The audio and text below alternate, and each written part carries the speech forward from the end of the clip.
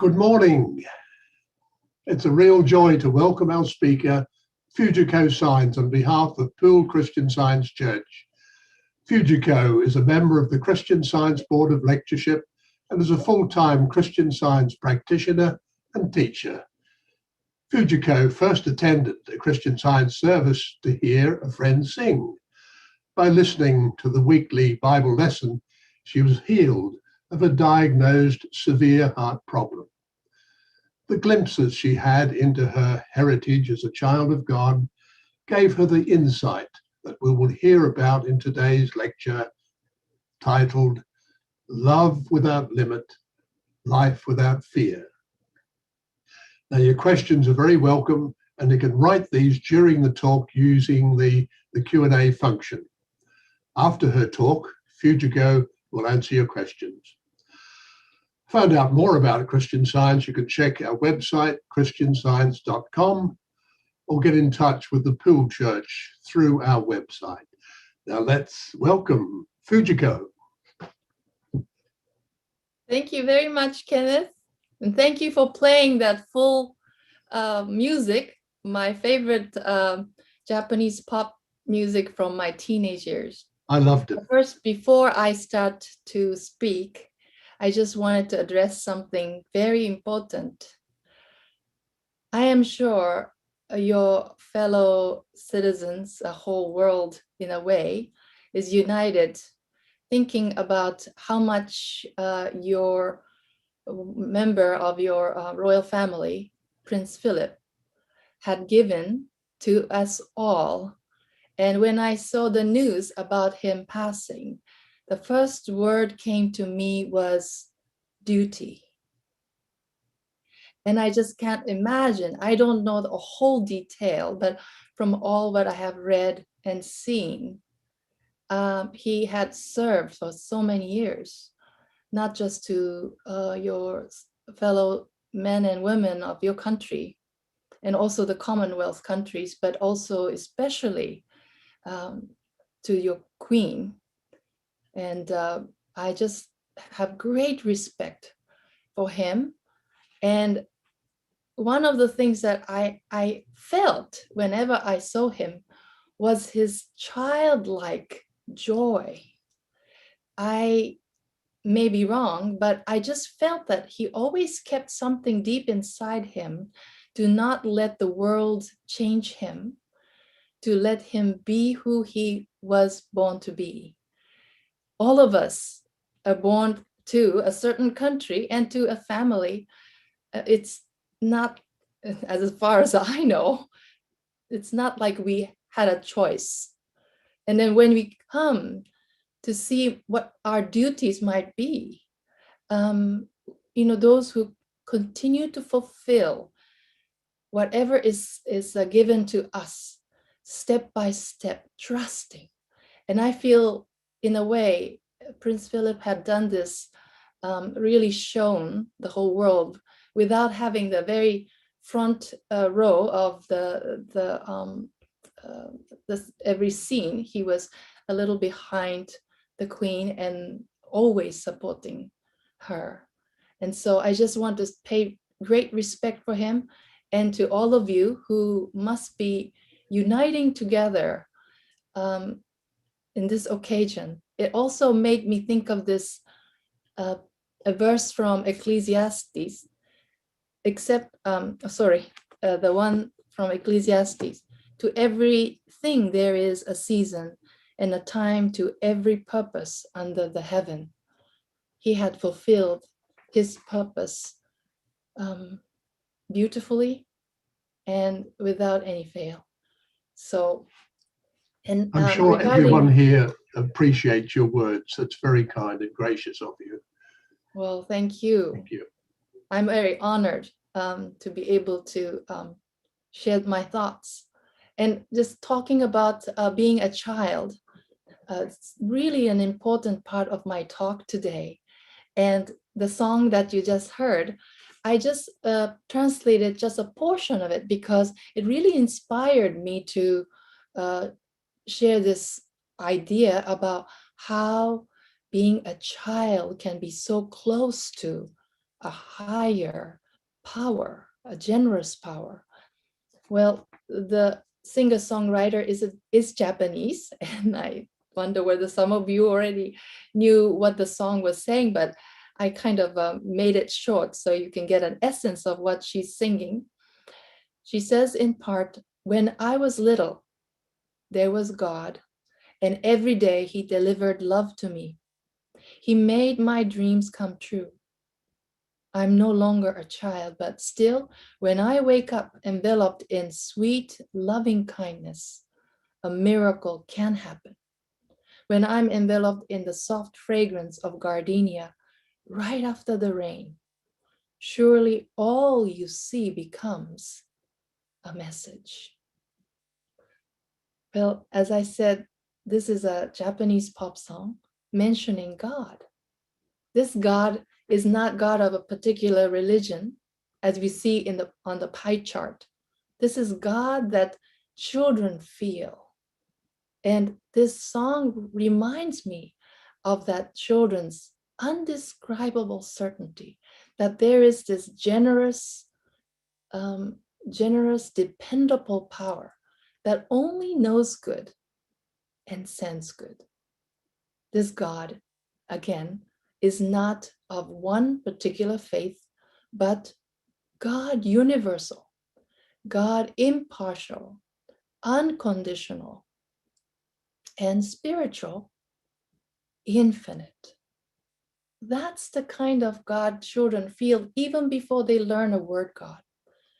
Some of you may not believe in the word God, but I'm sure you believe in love. That love written with capital L, love without limit. And life, again, written with capital L, life without fear. That's the kind of dependable power that children do feel. What does it have to do with the study of Christian Science that I am taking up since my 30s?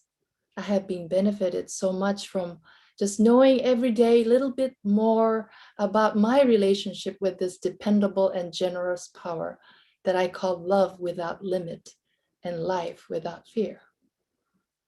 All this wonderful teachings that I am going to share about that associated with many healings that I also witnessed and had. That healing takes place all over the world, not just in the West and not just with Christianity, but with all different cultures and traditions. And I consider one of the highest style of healing to be the one, it's least invasive one, the one that takes place when the shift in consciousness is present. And when I say consciousness, I don't mean brain here. I mean consciousness and awareness, much bigger than what our brain. Some brain is like a box that we have to keep putting a lot of information. When I say consciousness, it's like one instant knowing, like you may say a light bulb, that flash of some idea that comes to you. Many musicians talk about how melodies pour into their thought. And that is not something that's an accumulation or a rearrangement of what they have known. It's the music that nobody had heard. That's what I mean by consciousness. There's a shift in our consciousness that knows this dependable and generous power, making our lives, this what we call the life under heaven, much more peaceful, harmonious, and healthy. And I regard one of the best teacher to be Christ Jesus, or Jesus the Christ, as we know. The Christ is the title. And when I say Jesus the Christ or Christ Jesus, people might just think of the religion Christianity. But as you know, he comes from a Judaism, the Jewish tradition, and he did not come to start a new religion. He came to remind us that we are children of God, that we are actually all connected because we have one Father. He called God our Father or my Father. And it was quite offensive to those who were used to calling God in different names with great respect. But he made God so close to us. Whether you read illiterate or whether you have a faith background, he made sure that God was everyone's Father. You probably know the prayer that he had given us, the Lord's Prayer. It starts with our Father. In the Old Testament that he grew up reading, the text of the Jewish tradition, did not mention God as Father. Elohim or Jehovah, different names. But this word Father is so universal and relevant. It's practical. I don't know anyone who's listening today or watching today who doesn't have a father. Whether you know him or not, you must have the Father.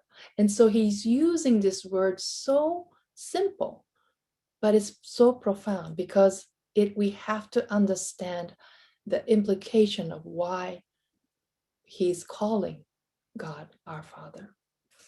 One time his disciples were arguing over who would be the greatest in the kingdom of heaven. To that, this teacher said to them, "Except you are converted and become as little children, you shall not enter into the kingdom of heaven." This is from Matthew in the New Testament, from the Holy Bible. Except you're converted, not to a certain religion. He's saying, convert to become like a child. You will not enter. Otherwise, you're not entering into the kingdom of heaven. This word convert means, and I did a little bit of research, means to return to the original form. To return to, I'm sure England is welcoming spring, and soon you will see the car with the rooftop, taken off, the convertibles. Convertibles are the ones that you can take the roofs off. But then we have to remember, we always put the roof back to return it to its original form. So convertible really means that it has an origin that we can return to. So even the word heaven here says the kingdom of heaven. The disciples were talking as if there was a place that they're going to go. It's almost like retired from this world, and we have a reserved place, whether depending on how you behaved here. Well, he said the kingdom of heaven is within you. The kingdom of heaven is at hand. He did not associate kingdom of heaven with the necessity to go through something we call death or passing. Kingdom of heaven is within you. That and his association with finding that child within you, returning to your original form, is essential in experiencing healing and also to heal others. Well, Mary Baker Eddy, who is the founder of Christian Science, wrote this textbook, Science and Health with Key to the Scriptures. And this book comes in all different editions. Content is exactly the same. Last 100 pages consist of letters sent by the readers who were healed simply by reading the textbook. And not just in that 100 pages. This continues even today. In Japan, I know a couple of people who read the translation of Science and Health and were healed. Why is it? We know that it's not the ink on the paper that heals. It's the ideas that Mary Baker Eddy shared in this really made us think about our true identity. At this time, in a very unique, challenging time that whole world is experiencing, we think a great deal about our identity, our home, the transition, the things that we used to do that we are not able to do freely. That's why I'm speaking from Japan and not traveling to your country tonight. But it really opened our eyes to the areas that we may not have noticed because we were running about so busily. And one of the things is this identity. We think we know who we are until we have to really take time to think, how do I relate to others? How do I relate to my own self? What do I really love about myself? And what can I share? I think children, even children, it might not be the right word, but they have a sense of duty. The duty that Mary Baker Eddy also felt even as a child. She wanted to relieve people from suffering, pain, inharmony, danger, even from a childhood. I'm sure you know a lot of children around you, or even your own, who will not allow injustice, unfairness to be part of their experience. They also ask many, many questions because things have to make sense. That's their duty. But then, it's not with the heaviness. I think there's this great expectation of good that they already feel that they possess within themselves, that they want others to also experience. Well, Mary Baker Eddy, who lived from 1821 to 1910, you can imagine this was in America, where they didn't even have a voting rights or any kind of rights for women. And she established not only this principled teaching that science of the Christ or Christian Science, but also probably the first one and still considered one of the kind to start her own church. It has all the branches around the world. We have one in Tokyo and one where you are too. But anyway, when you think of this sense of duty that Mary Baker Eddy had, even as a child, it continued deep inside her to fulfill that duty. And that really came to her in her mid-40s when she had her own physical healing, when she opened up randomly the Holy Bible and came to one of the healing accounts of Christ Jesus. At that time, what others may feel that miracle may just heal and go on with their own lives. She wanted to make sure that she will find some scientific reason why she was healed. And when you might think, why science and Christianity, or science have anything to do with religion? It has a great deal to do with religion. These days, I think I ponder on this even more so, because as science advances, have we really experienced more blessings? Or have we at times felt that science in its own sense of advancing takes place, but leaving us behind, the true need of the people behind? True science has to bless. Just like an engineer or science, it's universal, it's impartial, it should apply to everyone.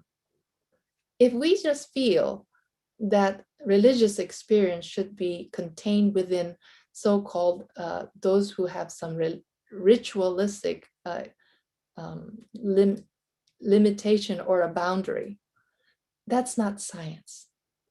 When Mary Baker Eddy named science, the study called Christian Science, she knew that science in its original meaning has this knowledge to understand our universe. but she wanted to make sure that science is that which reveals and interprets God and man. So in that sense, we are continuing to find out more about our relationship with God, our identity in this world, to relate to others in the most loving way that is not self-centered, but it's impartial and unconditional way. And that's in a way that's very scientific. Well, I was talking about how children love justice and fairness. My husband, who is from Colorado, lived near the Rockies. And so we used to climb up the mountains. It's a very high altitude mountains that we don't even have here in Japan. And thankfully, we take llamas with us to put all the heavy loads on them. One time we were climbing up the Rockies with family members, and the youngest one was 6 or 7-year-old niece. When we were climbing up, we began to hear one of the llamas to start coughing. And by the time we got to about 11,000 feet high, where we were going to pitch our tents, that coughing got so deep and disturbing. It just went on and on while we were pitching our tents. And finally, we heard the owner of the llama say that llama had to go. Well, I just felt, yes, that llama should go to the vet. But the 6-year-old niece, in a very loud and firm voice, said, "No, my mother doesn't say that when I cough."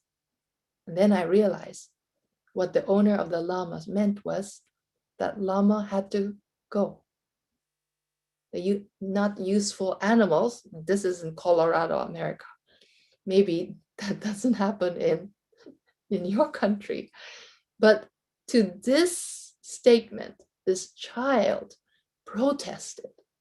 She's only 6 years old. And she made this protest and turned to me and said, "Fujiko, we are not going fishing after pitching our tents. We're staying here and pray for Tony." That's the llama's name. Well, I was just finishing up putting things away in my tent and was looking forward to going fishing after this. But she said, "No, we're staying here." She was so adamant. I could not say no. In the meantime, the llama is coughing deeply. She sat down and asked, "How do I pray? You talk about prayer and healing." I was just beginning to study Christian Science, and I must have been so enthused by this study that I was sharing with her about God, about prayer, about my healing.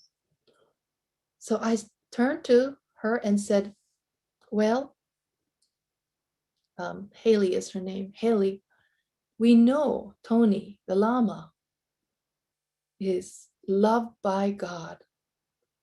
God sees this beautiful creature." And as I was saying all this, in the back of my head, I was thinking how ugly this llama was because it had an underbite. I'm sure you have seen a camel or a llama with an underbite. But I'm saying that God loves this animal and is so precious and only sees good in this. And while I'm speaking, Haley's already closing her eyes, praying. Well, I sat down, and soon she's tagging my jacket and said, "Fujiko, Tony's not coughing." My eyes are still closed, and I'm putting my hand down and touching her, making sure that she's still sitting, and said, "Well, Haley, just wait." What was I waiting for? I was waiting to make sure that Tony the llama doesn't cough just one more time. Well, Haley is very obedient. She sat down and be quiet again. And soon she tagged my jacket very firmly and said, "Fujiko, Tony is healed." Well, I'd like to share this healing experience with the lamas, because people tend to say that praying is a placebo or positive thinking, that you know someone else is praying for you, and so psychologically you're relieved from fear, and then the healing takes place. But we didn't go to Tony the Lama, and said we were going to pray. And the shift was so quick. I was not believing that Tony could be healed so quickly, or probably not even thinking that it really mattered that much as Haley felt that this was an important moment for this Lama and for her. And it really made me think of this textbook, where it has many helpful advices. And one of them is this one that Haley reminded me of.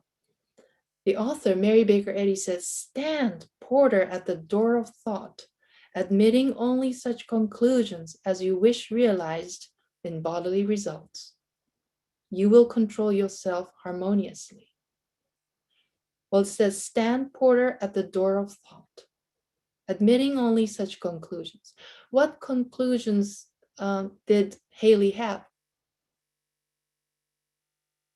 Healing, healthy Lama. Well, as that thought was so real to her, here it says, "You wish realize in bodily results." It is about lamas, but it says here, the most important part, I think, is here. You will control yourself harmoniously. Her consciousness was not bothered by what the owner of the Lama had said, nor was she worried that in the next second this Lama may be put to sleep. The only conclusion that she was holding was the healthy, loved, beloved Lama that God knows to have this purpose and to live. Life was in the center of her consciousness. Even though she didn't explain all this, it really made more sense. When she was harmonious, more than I was, when she was harmonious, and she knew that this creature, the Lama, was not some separate entity out there that by manipulating some ways with her own thought going to heal. Her sense of oneness with this Lama was so deep. It's not that she was a Lama, but she actually did not have a separate self from Lama. So the healing was as important to her as much as it was to this Lama. It made me think of how children can embrace the reality and be in that reality in that very moment, not have any separation from what they're experiencing. I'm sure you have seen children playing at the beach, building some sand castles or more moat, and soon the tide gets higher and higher, and then the waves come and knocks down the sand structure. Do you know what happens when that takes place? Children are not angry at the waves. They laugh. And I was wondering, why are they laughing? They become the waves. They become waves. So the knocking down that structure is not, I built this and another entity, waves, trying to destroy it. I have wasted all my time building this. No. Every moment a child is with that reality, that whole oneness. And I realized that when we read the Bible, And when Jesus healed so many, even the multitude, when he saw the multitude, it is recorded that he had compassion. That compassion is not just myself feeling love for others with this whole sense of distance. He understood that oneness of him with God, the dependable love without limit, life without fear. But he knew the oneness of these people who are around him, their oneness with the same Father, Mother, God. He called my Father or our Father. Again, I love the description of this. Mary Baker Eddy wrote this textbook based on what she experienced. Everything she had stated is based on her experience. And not only that, is trying to find the vocabulary to explain what that really oneness means. Here, it says, as a drop of water is one with the ocean, a ray of light one with the sun, even so, God and man, Father and Son are one in being. As a drop of water is one with the ocean, a ray of light one with the sun. Well, we have the oceans, all the vast, unfathomable, the volume of water, the depth of the oceans, the creatures that we're just still finding out. Well, before going to the space, we still have lots to find out in the ocean. You know, we know that the ocean is out there and it's so vast. I cannot by my own self understand the whole of the ocean. But if I were a drop of water as a part of the ocean, I belong there.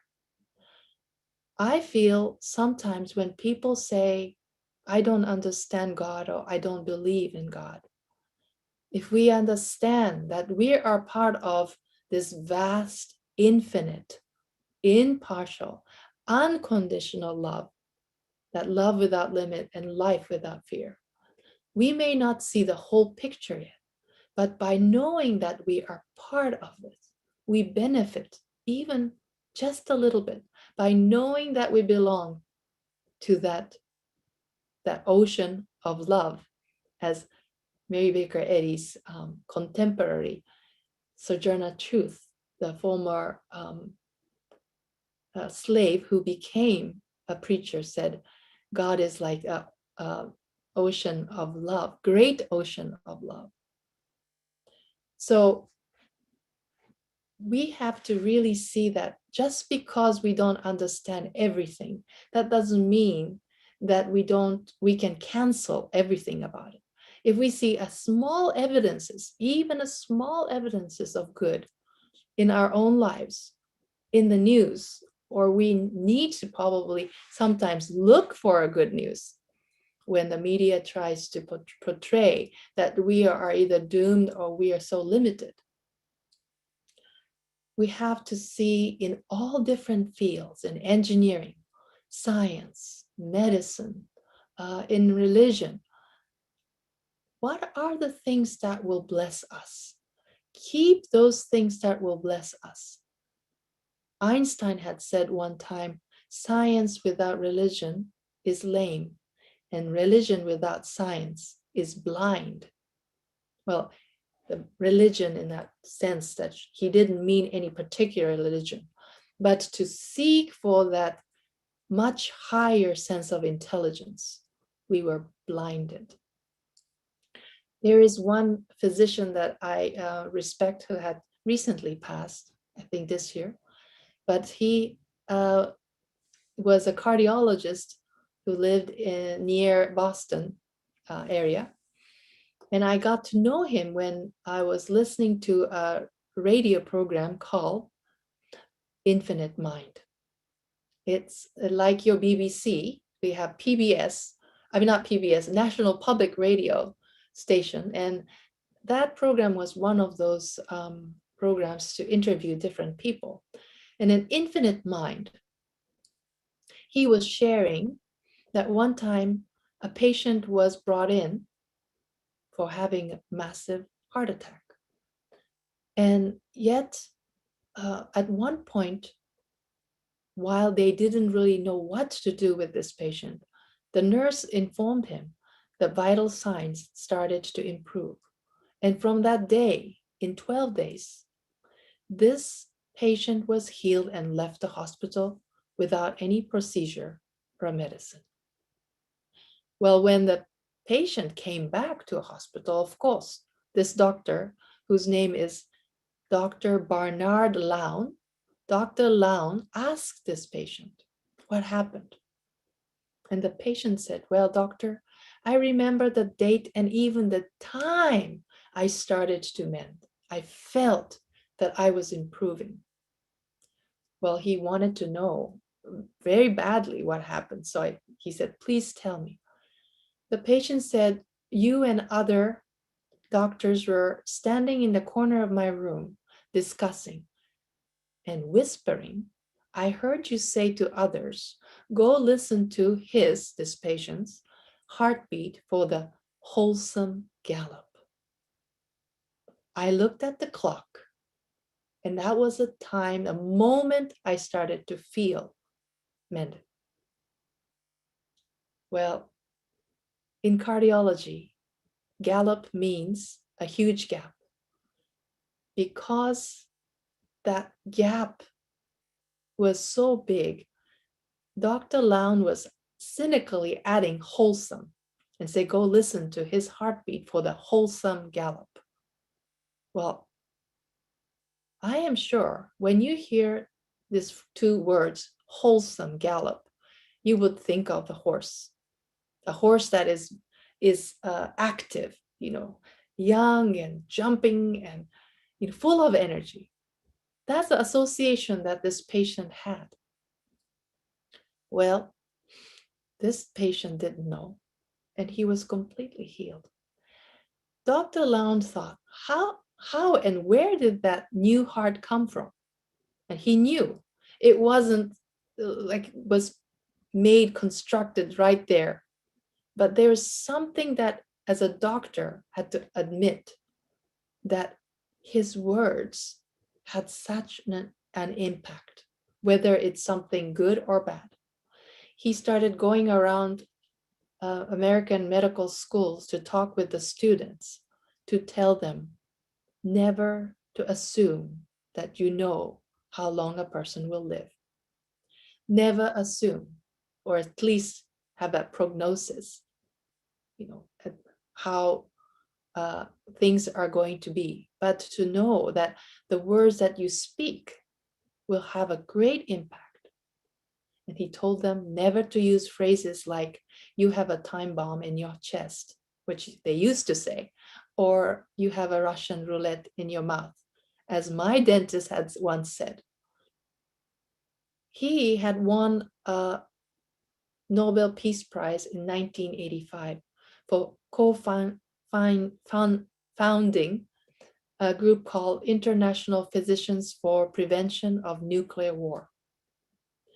This is a kind of doctor who did not only admit to see that science is about pursuing to understand not just the phenomena, but to pursue peace, bodily peace, peacefulness, but also in the community, in the whole world. He was interviewed by a Christian Science periodical called Christian Science Sentinel in 2003, the February 17th issue. And the title of the interview is called For the Love of Healing. He had spent many years advocating a sense of the healing that has nothing to do with medicine or procedures, In fact, in America, he felt they over prescribe medicine, or to put through certain procedures that they really didn't need to go through. So I would say that he was like a hero to me, because anytime, going back to this word duty is to keep asking questions and to be just, to be fair, to have the good for majority of people instead for the few. I was wondering if this textbook had something to say about Dr. Lowndes' experience, and I found this on page 198. It says, a patient's belief is more or less molded and formed by his doctor's belief in the case, even though the doctor says nothing to support his theory. His thoughts and his patient's commingle, and the stronger thoughts rule the weaker. Hence, the importance that doctors be Christian Scientists. Mary Baker Eddy is not saying that you have to not be a doctor or physician. She is saying that understanding Christian Science will bring, uplift, elevate the science of medicine. In science, perhaps even in different fields, you might be in engineering or a business. Christian Science is not just about minding like a physical wellness or well-being. It's really about to lift the entire humanity from this limitation and fear. How much we have been hearing about limitation and fear in this last year. If we take a stand like a child, as I have said, this is our duty to take a stand and to not bow down to this limitation and fear.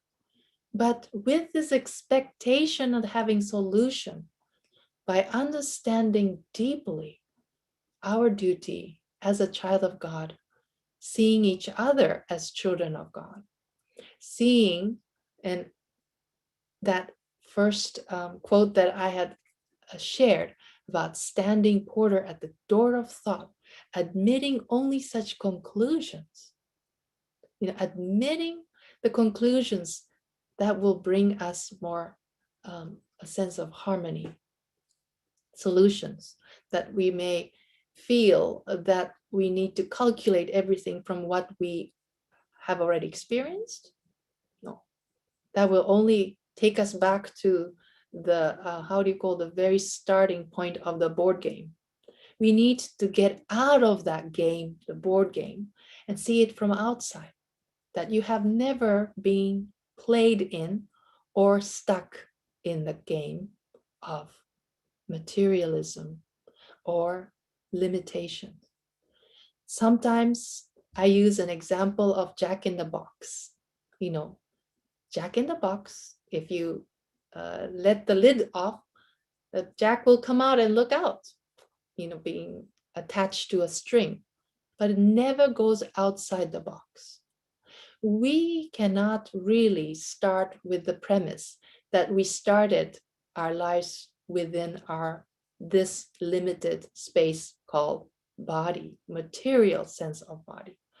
Our body reflects that free, spiritual, infinite life, that written with capital L, life without limit.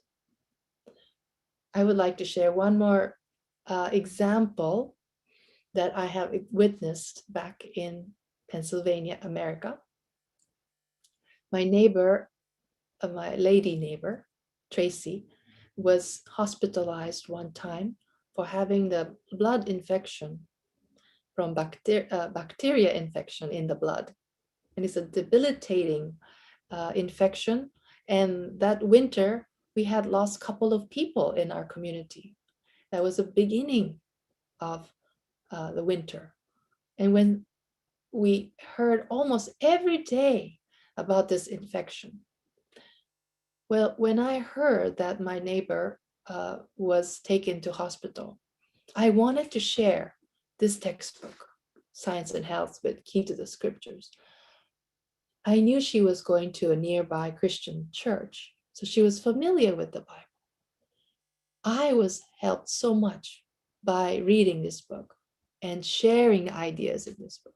But as you know, in the case of infection, you cannot actually visit even your family members.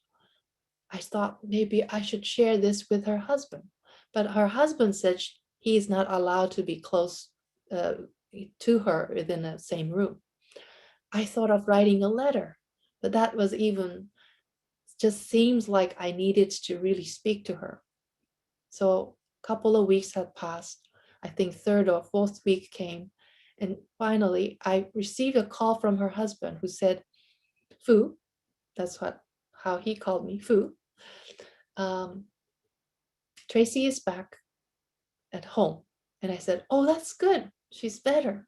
And he said, "No, she incurred another infection, and the doctor said it's safer to stay at home than to be at the hospital where there are other infections starting to spread."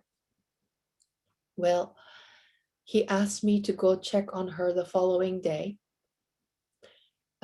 after children went to school, and to also make sure that I walked their dog. So the following day, I went after I saw the children off to get on the bus. I thought I was quietly entering to the house, but as you know, if you have a dog, they make a lot of noises. And Tracy must have heard me. Soon I saw this is a really dark room to begin with. I saw a shadow moving from one of the rooms where she has her bedroom, coming out towards the living room. And finally, she propped herself down, sat down, and looked at me in the face that I've never seen her before that way. Not much color. Her eyes kind of sunk deep inside. And the first thing she said to me was not "Good morning, Fujiko." The first thing she said was, "Fujiko, it's God's will for me to die." Can you imagine hearing this? I said, "No, no, Tracy. God does not will such thing. God is love. God is life." But it didn't seem like she was taking or hearing what I was saying. You know how we say everything just passed by you and things are not sinking in. She was so convinced that it was God's will for her to die. Well, in the meantime, the dog wanted me to take her for a walk. So I walked out the dark room into the spring bright daylight where all the flowers started to bloom. It was 180-degree environment, though inside the house was so dark, outside was so bright, the air was so fresh, the dog was happy. Well, after 20 minutes or so, I returned and I saw Tracy sitting down, opening a little bigger textbook that I had, this Science and Health. She was tracing the very first line on the preface, going like this. And then she looked at me sadly and said, "Fujiko, I cannot focus. I cannot read. I don't know what it says." Well, this is what she was trying to read. It says, "To those leaning on the sustaining infinite, today is big with blessing." To those leaning on the sustaining infinite, today is big with blessings. But she said her eyes could not focus. So I said to her, "I will leave that book for you. In fact, that book is for you. I can come back and read for you, or maybe your husband can. But I will make sure I'll come back after lunch and bring you something to eat, because I felt that she needed to eat. But then she turned her head like this and said, Fujiko, please don't bother to bring anything to eat. I could not keep anything down for weeks. Well, after my lunch, I came back with a small, little lunch that I had. Completely forgot what she told me about not bringing lunch. This time, instead of going in from the front door, I came from the very back door, closer to the kitchen, the furthest from her bedroom. Well, there are two doors. The first door, and there's a little what we call mud room where you take the boots off, and then a couple of steps, then another door into a kitchen. When I walked into this kitchen after opening the second door, I saw Tracy standing there. Not just standing there, but standing there in a regular clothes, upright, strong, wearing her spectacles, putting her hands on her hip as she usually does, and said, "Hi, Fujiko." You can imagine my surprise. I was sneaking in from the kitchen, trying not to wake her up, but she's standing there right next to the sink, and I said to her, "What happened?" She looked at me and said, "Well, I was looking at that book that you gave me, and a thought came to me that I should take a shower." So I did. And as I was taking a shower, another thought came to me that I should change, that I could change. I was surprised because I was told by her husband she was so weak that even taking shower, nurses had to watch her while she was sitting and taking the shower. She said she changed her clothes and came out of her room with her glasses on, and so that the whole house was in mess. Her husband didn't keep it up with the housework, cleaning. She said she just started her laundry and she was just about to clean up the kitchen. I had the stack of plates. Well, this is the same Tracy that I saw in the morning, but standing strong. The color of her face was not dark or weak. It was flesh, a pink, healthy looking, as if she had never missed a meal. Well, I was told by her husband that even if she recovered from this infection, it would have taken several months to get back to her strength, the usual strength. The following week, she had asked her sister-in-law to go to the teacher and parent conference, but she got to go. She asked her sister-in-law to go originally because she didn't think she was going to make it. But anyway, the following week, as we were walking back from this conference, we had different teachers to see, but we were coming back about the same time. And she said to me, "Fujiko, I forgot to tell you that my mother had died when she was my age." I didn't know what to say. And she said, "I was very angry. I did not understand why my mother had to die. So I went to Christian school. So I asked one of the teachers, why did my mother have to die?" And the teacher said, "Well, your mother had to die because of our sin." I understood then why she said it was God's will for her to die.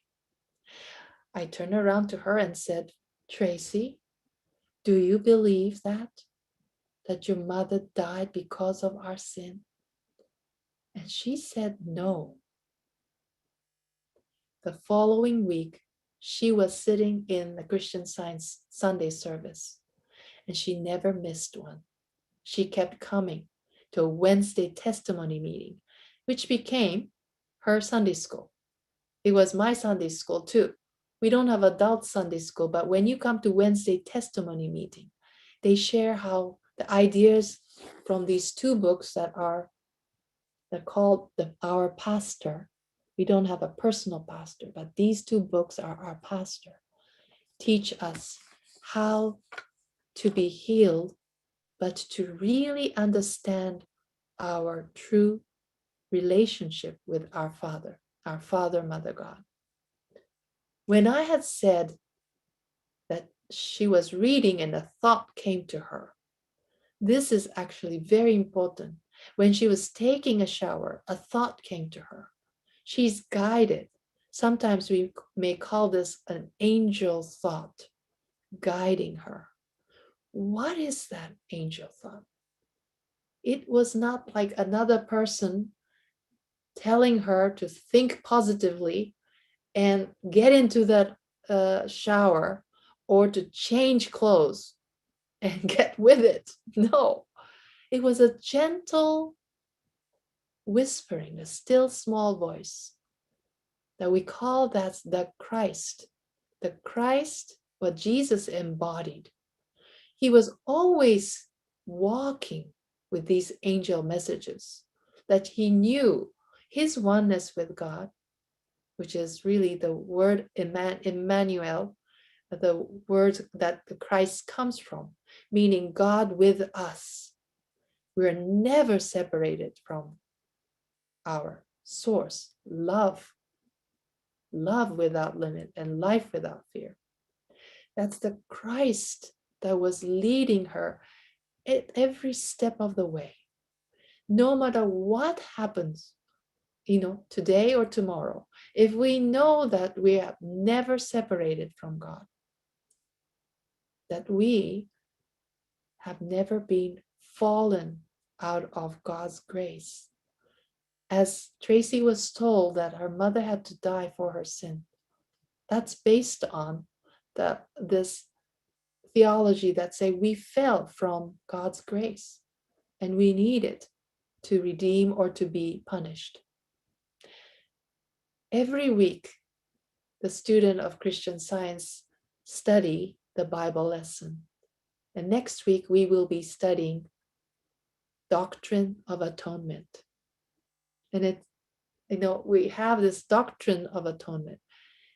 It's actually the science of atonement, where you break up the word atonement. It's at one meant. Jesus came to remind us our one meant with our Father is intact, never broken, taken away, fallen. That is the most important thing I am learning right now, to see everyone as part of that oneness. If we are as a drop of water, one is one with the ocean. A child is one with this love, capital L love, and life without fear. We are gently invited to see more expansive sense of a child that we are. You know how children have this imagination to be in the place and to even meet people, that it's when they play, it's in their imagination, but they're one with this whole experience. We can actually be one with our fellow brothers and sisters who may be going through some hardship. Some of us are more fortunate than others, even going through this same experience. What we need to is to really understand that our daily prayer, daily making sure our love is shared and embracing those who we may see or may not have met yet, to be part of this oneness that at one meant. Well, it's almost time for the Q&A. I just wanted to share this one verse from our Christian Science hymnal, hymn 179. It says, It's by Margaret Morrison. Love one another. Word of revelation. Love frees from error's thrall. Love is liberation. Love's way the Master trod. He that loves shall walk with God. Love is the royal way. Every single one of you is a royal child, walking and having a sense of duty like a child, looking for justice, fairness, but most of all, love one another. Thank you.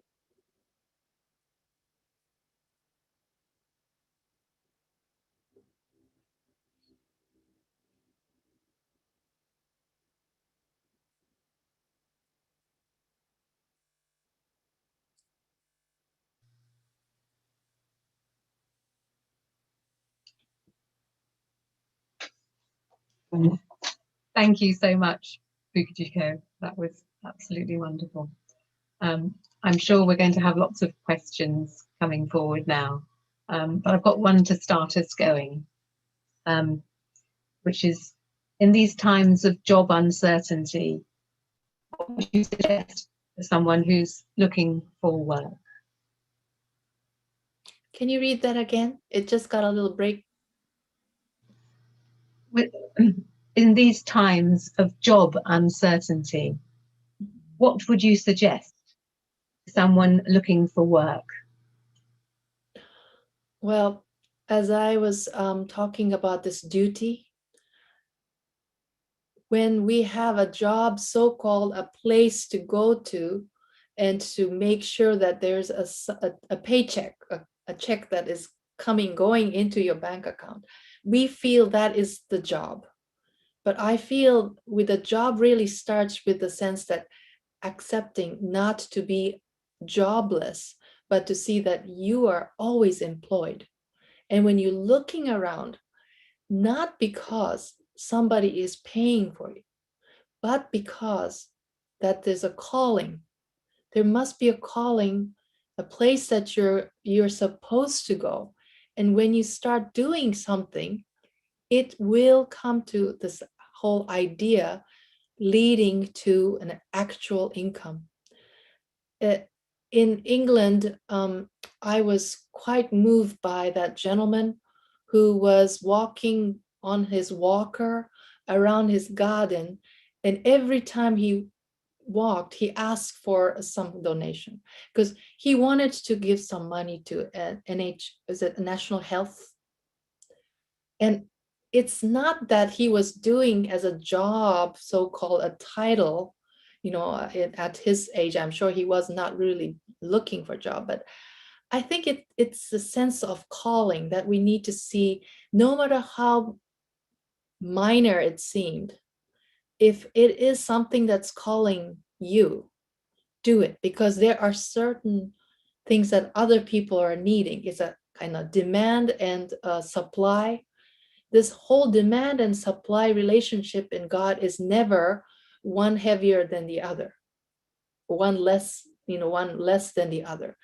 Is it called equilibrium? That's the same level of the supply and demand are there. So if we understand this as a principle in scientific, there is a place for you.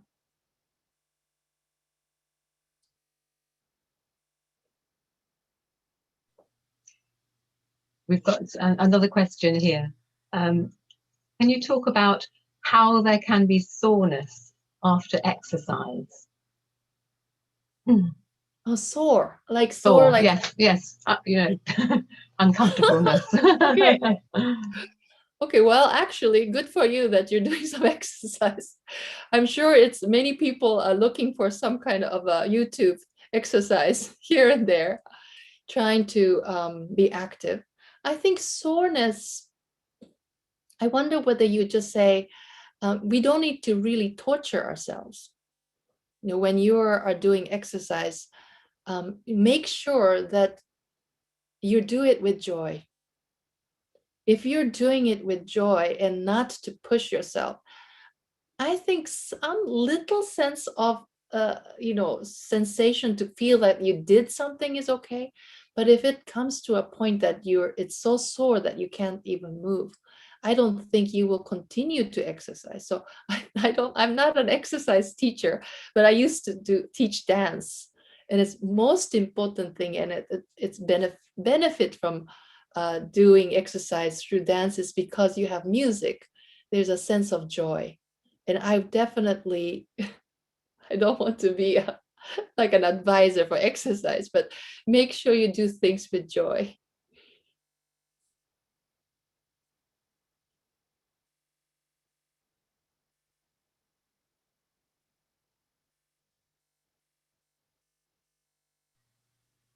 Yes, we've got another question.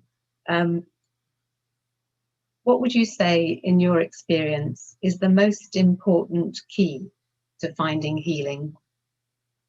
To me, it's humility, stepping aside. For example, when my daughter had the ear infection, after the ear infection every winter, and one time she had a high fever and screaming in the middle of the night, like 1 a.m. I called a Christian Science practitioner, and he suggested very gently that Mia, my daughter, is God's child, and I need to step aside so that she can see her parent clearly. And that really made me startled, because I felt I was taking care of her. And that was very helpful to me, because when I had another father calling me, asking asking how to pray for his own son who had a diagnosis of cancer, I shared exactly the same thing. I said, Mr. Takemura, you step aside. You let him see his own father. And this son was healed. And I think it really, because of my experience of stepping aside, humility is not giving up your rights. It's really about honoring the higher sense of relationship that we have with God, and those who are around us asking for healing, to see that their relationship is so precious and unbroken.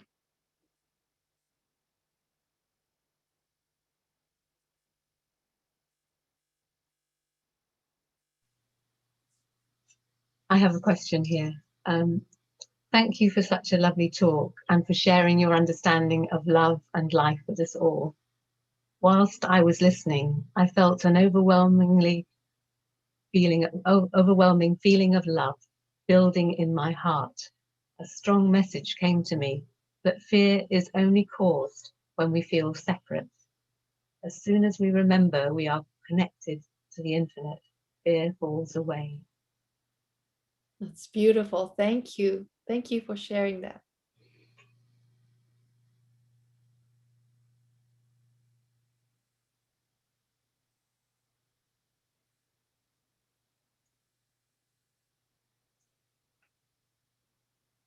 Somebody's also asked about when you've lost a loved one, how can you find lasting comfort? How can you find comfort? Well, we do miss someone who we love, just doing things together or sharing ideas. From my experience, it always helps me to go to the same source that person belongs to, which is God. And especially having this experience, how understanding God as divine mind. Divine mind is always sending us the right message. The message for us to feel close to that person in the way that was different from the way we felt when we see a person, that person, in the same room. And in fact, it's actually deeper and closer relationship when you begin to see that we all belong to the same life. We all belong to the same love.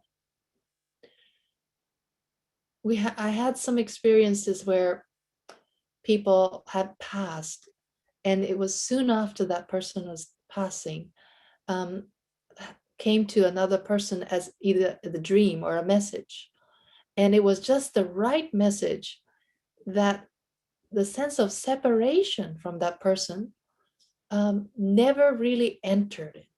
And it was very interesting because this happens more with children.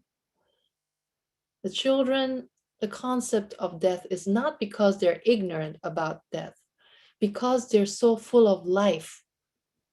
Death and separation, it just seems not real. And I had this experience with family members who had lost their father in the great tsunami we had 10 years ago. And the child never felt that the father that she really loved, she was only 6-year-old, she always felt that the father was with her. Whereas the mother kept looking for the father. Even she said one time, looking out in the window, that there was the cricket. The cricket was hanging onto the screen, and the mother started talking to cricket and said, "Oh, it must be you. It must be you," about her husband. And this daughter, now after 10 years, so 16 or 17-year-old, just felt almost so saddened that mother is still looking for dad in either a creature like, it could be, I don't know, I cannot say it wasn't the husband, but when she was not expressing remorsefulness or sadness, the mother got upset with her.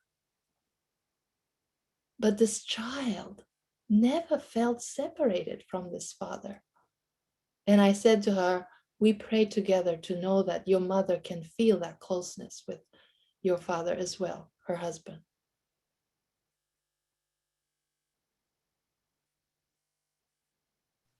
Thank you. I've got another question here. Do you think God is aware of our problems? Well, God is aware of love. It's not a person. God is aware of life. And I think in return, us knowing that is very helpful. It's not the details that we read in this Ecclesiastes that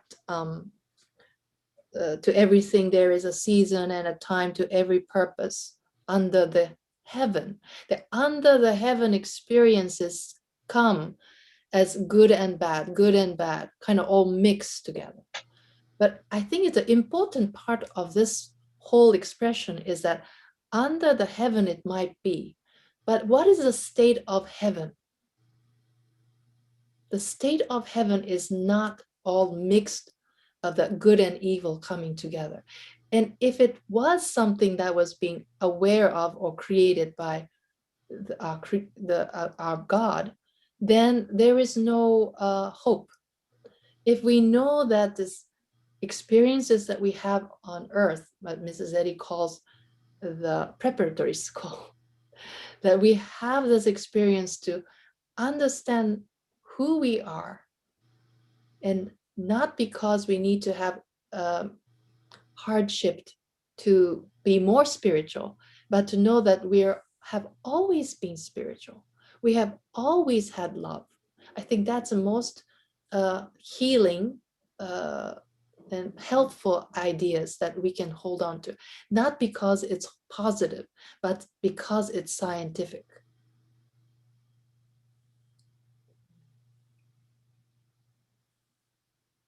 Other questions here. What can you say about when it seems to take a long time for something to heal? Well, I have been thinking a lot about this concept of time. Sometimes the concept of time, as we see the clock ticking and the calendar turning, that sense of time has to be corrected. And it has something to do with our healing as well. When somebody was talking about this, it came to me, the only time we have is eternal. And I don't mean after we die, we're going to live for a long time. From the very beginning, the only place that we're being put in is a place, what we might call that the time that does not have any limit, the beginning or the end.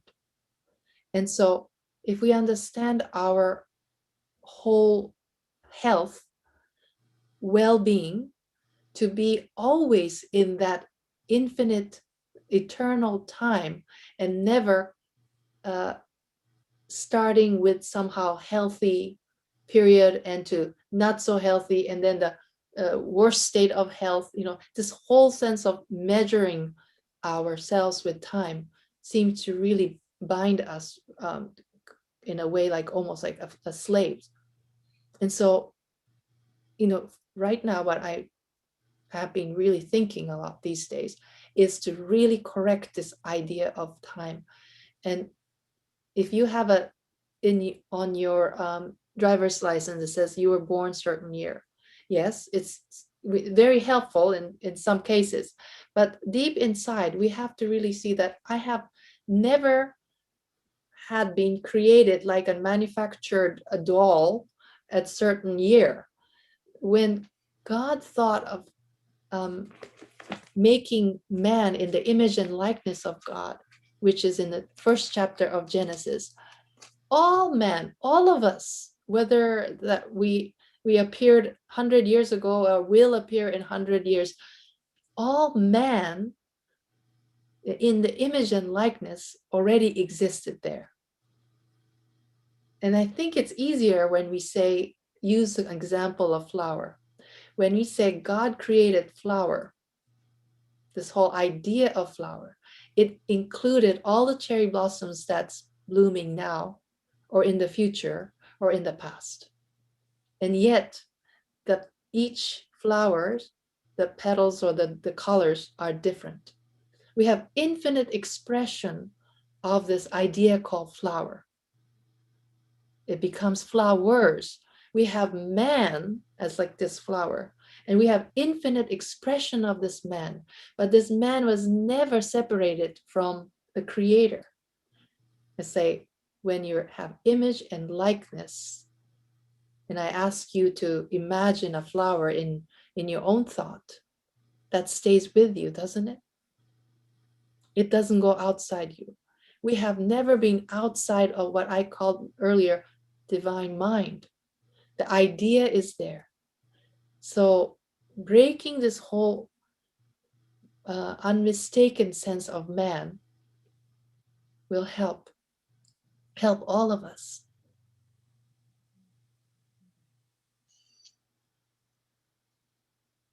Another question. I think this is, unless we've got any more, this might be the last one. So I'd like to just take this opportunity to thank you so much. We've had overwhelming messages on the chat function here saying how much they've loved your beautiful talk. Thank you so much. And also afterwards, we're going to have a screen up with the website, worldwide website for christianscience.com, and with our own church website, the Poole Christian Science Church. Do get in touch with us if you'd like a copy of Science and Health, or any other questions you have that occur after this has finished.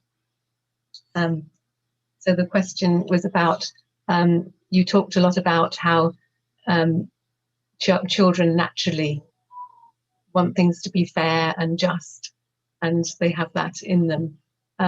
What would you say about how would you deal with a situation where somebody has been subjected to severe injustice, and how should they deal with it? Well, the most important thing is to never label yourself as a victim. Once we step into this label of becoming a victim, it's almost like you're digging a hole deeper and deeper, that you're going on to the bottom of the well, and then you keep seeing that nobody is going to lower a ladder for you to climb up. The most important thing is to first refuse to label or accept that label that you are a victim.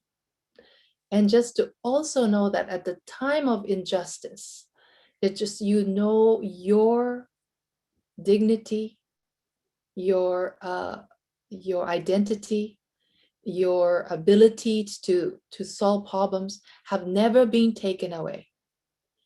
Not another person, thing, or place or event of the history can label you in a way that you feel that you're a victim. And the more we understand that you have a divine right to stand, take a stand against this label, and most importantly, as I said, humility, with humility, wait for that message, wait for that calling. There's something that only you are able to do for others, that you are being called here. Going back to what I was saying earlier about duty, it's not a heavy thing. If it's coming from God, everything that you need to have that comes with that duty will be provided. So you look forward to seeing yourself outside of that label.